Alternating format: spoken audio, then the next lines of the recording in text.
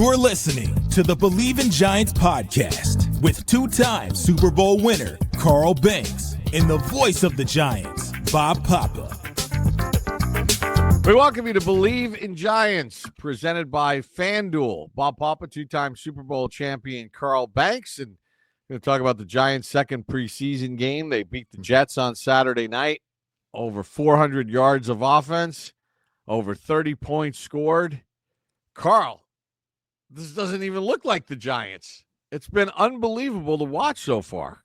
Yeah, it's been exciting, Bob. And, but before we get to the exciting part, I want to just kind of rewind the clock a little bit, because one of our followers, Rambling Russ, brought up a point about the Colts game when, I went on to say how that was a good win for the culture, and it's a glimpse at what you will see with good quarterback play. And, for months, people were just bashing me. I didn't know it. Well, and they were upset because they thought the Giants missed out on, the quarterback that they wanted. Well, it turns out winning that game not only helps the culture, and it also gave you a glimpse of what the offense looks like, but they got a darn good quarterback prospect, and they got a hell of a defensive player, and they got a future left tackle or right tackle, and they got a defensive lineman. But the top three guys, I hope you guys as fans are not disappointed that they were able to get Abdul Carter, Marcus Mbow, and Jackson Dart. So don't lament, a good performance because you thought that they wouldn't be able to get a quarterback or get a quality quarterback. These people are, they kind of have a little more data than, folks that are somewhat stuck in the moment. And I get why. It was an awful year last year. And you guys were looking ahead, and when I say prisoner of the moment, everybody was pointing to Cam Ward and Sanders, and, Dart wasn't really on the radar. I think, and I hope that as fans, you can look at that selection of Jackson Dart and not have to look anywhere else at what somebody else is doing. I hope you can look at Abdul Carter and feel like we got one of the best defensive players in the draft and a future all-star. If you're paying attention to Marcus Mbow, you should feel really good about that too. So winning that Colts game didn't hurt what's happening right now. Granted, nobody's played a regular season game, but you can tell right away whether or not some of these kids can play. And you can look around and look no further than you've got a guy, and I'm not throwing shade at all, but Justin Fields was, a can't miss candidate, and he's been a project that they're trying to get going, so just, look at what this team has done. And I think from a cultural standpoint, you got to feel good about what's happening right now. Listen, all four quarterbacks have a really good sense of what's happening. The ball's coming out quick. There's been decisive decisions that are being made out there. Granted, you're right. It's preseason. You're not really game planning. You're not going against all the ones. Sauce Gardner didn't play. Quinnen Williams didn't play in the game. And Malik Neighbors didn't play in the game. You're going to have that. But we have seen in years past where, the offenses look disjointed. It's looked disconnected. It's looked stagnant. It's looked never like all the way together. And, we were all excited about what we saw against Buffalo. And we talk about stacking things, and they stacked it again in week 2 with good, crisp play. We did something during the telecast, Carl, that was pretty cool. we focused in on a highlight package of Marcus Mbow and Evan Neal. And yeah, I know Evan Neal got, it's unbelievable. Like he did miss on a play and Jackson Dart got walloped. Well, there's not an offensive lineman in the league with the exception of, your first team all-pro guys that don't have a miss at some point. Like, all right, he missed. Right. It's going to happen. But we put that package together of Neal and Mbow. And as we were on the air, I said, and by the way, look at 75, Josh Azudu, who might be the odd man out in this whole thing, picking up stunts and creating pockets. I mean, it's good to see the way this offensive line is certainly developed and the talent that they have now behind the projected starters is a lot better than we've seen on any Giant offensive line for quite some time. Yeah, and I think that's the one thing that we've got to take note of, Bob, is the level of talent and the fact that, and this is again one of our followers and somebody I'm a big fan of, Dan Schneier said, for the first time in a long time, the Giants are going to have to make some tough decisions on who to keep and who to cut. And he's so right because, and I think, you and I talked about this on air, this is the first time in a long time they are making a decision on what average player they have to keep. Right now, they're actually good. They're going to be good players leaving, this camp for somebody else, as opposed to, you're looking around and saying, well, this guy they can develop or that guy they can develop. You see guys right now, young players that you say he's on this 53. In the past, it's kind of like, well, maybe, maybe he can develop into something. Maybe you look at the tight end position. They may be releasing two of one of the most promising prospects that come out of this draft. Or they're going to release a veteran player that's a proven tight end in this league. So that's the job they've done in accumulating talent and creating competition on the roster. Yeah, I mean, I look at the offensive line.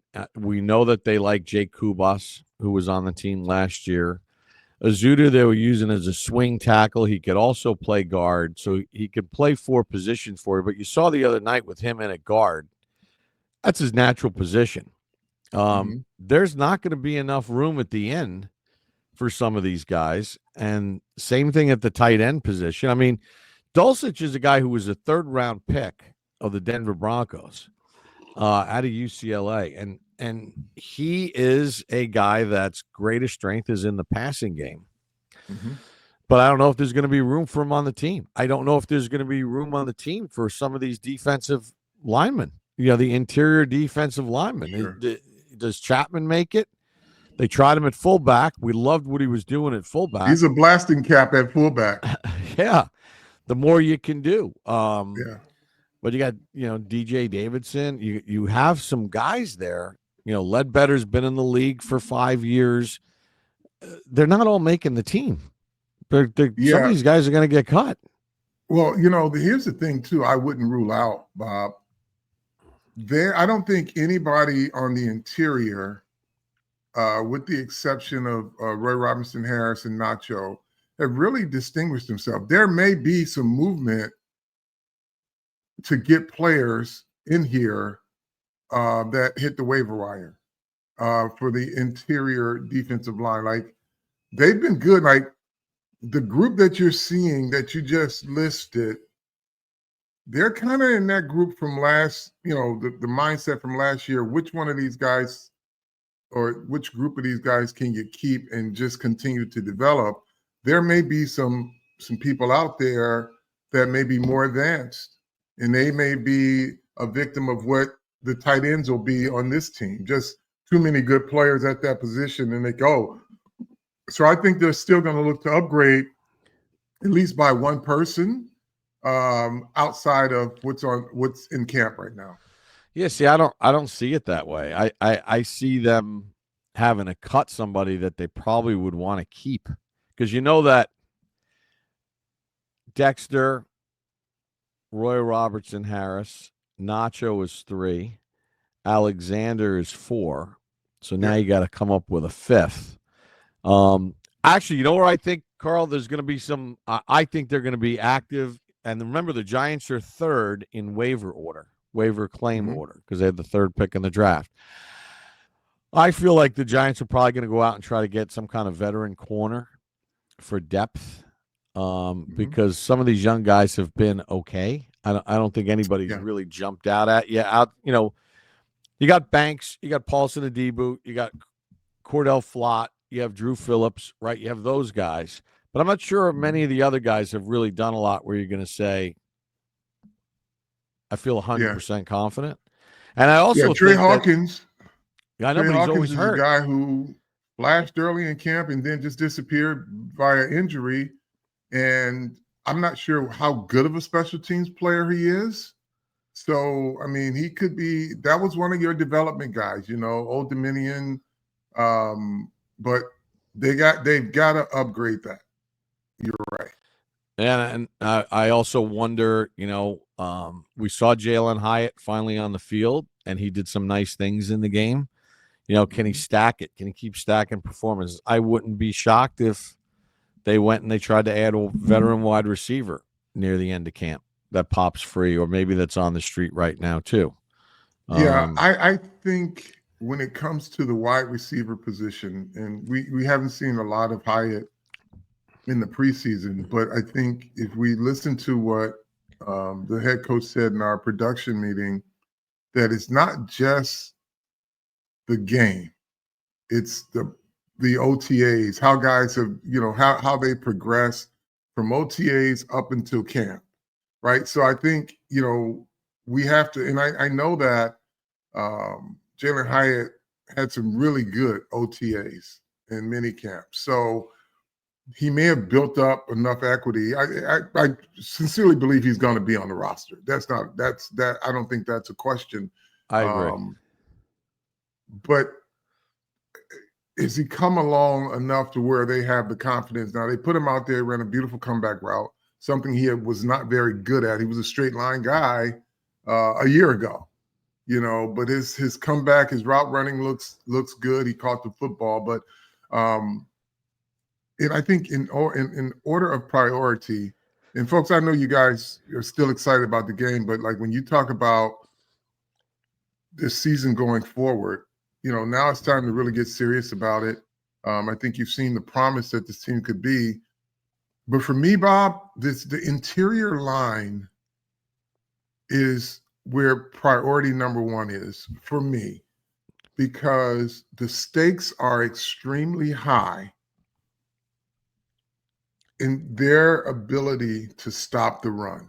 And I've seen some really good stuff from the outside guys. Like everybody they're teasing Abdul Carter because he got his welcome to the NFL, right? And the Jets people are playing it over and over again. But what they don't play is they ran an outside run G play. They pulled the guard. He stuffed the guard almost back to the center, and they had nowhere to go. And Kayvon Thibodeau made the play from the backside. I mean, that's a real edge-setting play. That's real outside linebacker play. Yeah, he got chipped, but when I say the stakes are high, and here's the reason why I also say that for the interior line. You have inside linebackers that if folks get to the second level on them, it's going to be a problem. They are run and hit linebackers. They will get washed or they will get Velcroed on. And this is not a Shane Bowen thing. It's a defensive schematic, but it also, and these linebackers are going to have to take it upon themselves to know every once in a while you're going to have to take on a block, and you're going to have to step up to take on a block, not take him up as the blocker's coming to you. You're not going to get off that block for 5 yards. So you can help them help you by getting more competent players. Not that they're not competent, but you want to get good players on that interior so that these guys can move freely. But in the event like against the Philadelphia Eagles, because they got them big across the board, that they have some plays that will get to the second level. You got to know that your linebackers can step up, take on a block, shed it, and make the tackle. Now, they're not built like 3-4 linebackers, but to play that position, it requires contact, and you got to be able to do it well. So it's on them, but it's also you want to mitigate as much of that as possible by getting them the beef up front. Yeah, one of the things about the game, I was disappointed. I know Dexter wasn't playing in the game, but you still had your frontline guys at that. I didn't like early in the first quarter where the Jets had a 3rd and 8 and they ran it for 10 yards. Yeah. You got a first down like that. That's something that cannot be tolerated. Well, and here's the thing that the scary part about that 3rd and 8, they came back to that run about 3 other times. That was what happened to the Giants towards the end of the season. The same run that they couldn't stop, every team just ran it. Now they got the first down on the other run, but they were getting 3 or 4 yards, off of that exact same run. So if I'm Shane Bowen, you can't have deja vu. You got to be able to do something to get that stop to discourage it and worry about another type of run. But you don't want these repeat runs on your defense. And to that point, the reason they got that 9 yards, take a look at the second level of the defense. They got somebody on the second level on those linebackers. Linebackers couldn't get off blocks, right? So 2 things they have to do. They have to be better up front, but you also have to have linebackers that can step up, not sit back and wait and move this way like this. They got to move and then go forward to take on some of these blocks and to mitigate these long yards.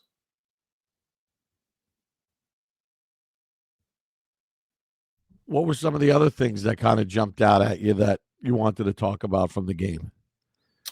Well, just the quarterback play, the rhythm, the pace that they played with. Those are very promising things. Yes, Jackson Dart is a rookie, but you look at the way he commanded the offense, you have to be pleased. And the reason you're pleased is not because they were playing against the Jets. It's because he was able to execute what the coaches asked him to do. And he executed at a high level. And here's the other part. It didn't even look like he was playing fair. I mean, he's a rookie and he's playing against rookie level players. And he was at an advanced level playing against some of those rookie Jet players out there, right? So you could tell he's more advanced than, some of the guys that were defending against him. But, his execution of the offense, the pace, the efficiency, and then you see things like the arm angle, the being resourceful. Great. The other part of it, Russell Wilson. Russell Wilson is your quarterback, and he's going to be that as long as he's playing like he played last night. Footwork was great. If you guys go back and look at the bomb he threw, that ball traveled like 65 yards in the air. But what you want to look at, and I encourage you all, some of you guys who break down this film, watch when that play starts, his footwork. He turns as if he's going to, dump it off and then turns back, but his feet went both directions, and then he launched that football, but his footwork is very clean. He's going to be the quarterback, and you're going to win some games with him if this offensive line plays well, because on every one of those deep plays, there was a great pocket for all of these quarterbacks. And, there was so much to like about what we're seeing as far as just the fluidity. You could see his influence on the other quarterbacks. Mm-hmm. And I just feel like there's a decisiveness in what they're doing. And Remember, Dable told us last week and this week, and by the way, you can order one of those great mugs if you go to the Believe shop, and you can get one of those Believe in Giants, tell a friend mugs. They're out there. Make sure you subscribe, tell a friend to tell a friend, let all your friends know to check us out on YouTube or wherever your favorite podcasts are that you listen to. Leave comments, we'll respond. But, one of the things that I like too is Dable said he wanted to make things uncomfortable for his own coaches and create scenarios for his own players and coaches. How about the one series where Russell Wilson's in there, Dart comes in, throws a little pass to Theo Johnson that goes for 30 yards, and then Russell Wilson came right back in. I don't know. I don't think that means that there's going to be packages. People are reading into it. I think that was just all right, Jackson, get in there. Just get in there. That's a simulation. Hey, Russ got a problem with his pads, or his helmet's broken, or Russ got a little dinged up. You're in there. Get in there. Right. Until they can get his equipment fixed. Those are the things that you can do in practice, and guys are like, yeah, okay, I'm in. But like in a game situation where all of a sudden the coach says, you're in. And Jackson looked at him, he's like, are you serious? He's like, yeah, you're in. Those are the real life scenarios that you can't create in practice that he created in the game. Just threw a guy in there. And they did the same thing on defense, by the way, with Darius Muasau and Bobby Okereke. They were interchanging those guys too to make sure, when Okereke was out, Muasau came in, and then Micah McFadden had the green dot, right? Then Micah goes out, Okereke comes in, but they made Muasau wear the green dot. So they're doing a lot of simulations to make sure that they're prepared for these football type situations. Can't do it in practice, can't replicate it in joint practices the way you can in a game when there's a full stadium, energetic crowd. What a fun crowd there was the other night as well. Yeah, it was good. It was so funny. Phil was talking. We were probably 15 minutes from kickoff. It feels like, boy, it looks like everybody stayed at the beach. This is disappointing. Giants, Jets, and they got nobody in there. This is the worst crowd I've ever seen. By the time the national anthem was on, the place filled up. It was great. It was great enthusiasm from the Giants crowd too. Yeah, he was. It was funny. Phil's fun to work with. It's fun listening to you two guys because you guys are just talking ball.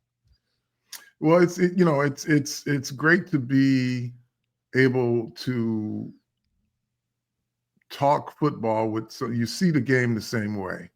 He prepares. I learned a lot from him in his preparation over the years, but we just have conversations. Like, when the three of us are out there at practice, he'll have an observation and, I'll just, put a little nugget in my notebook, say, okay, that's something to look for. You'll ask a question that neither one of us were paying attention to, and we both kind of go and do our little research on it. So it's great to do that. And again, Phil and I were raised in the same family. So we understand football and we look at it kind of the same way. And that's why we're able to talk about it. Also, I forgot James Hudson III. Also, good player for you. That's the one Phil was teasing me about because I just couldn't stop raving about him every day. And then Phil, we were in the game and Phil's like, oh, we didn't get a chance to talk about your son Hudson today.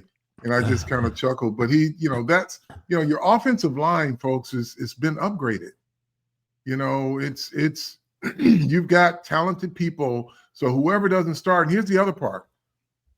There's no rush for Andrew Thomas right now. You have guys in Marcus Mbow and James Hudson III that will hold the rope until he gets back. I really believe that. All right, Carl, last preseason game is on Thursday. Patriots. How do we like to end this thing? Tell a friend to tell a friend. Believe in Giants.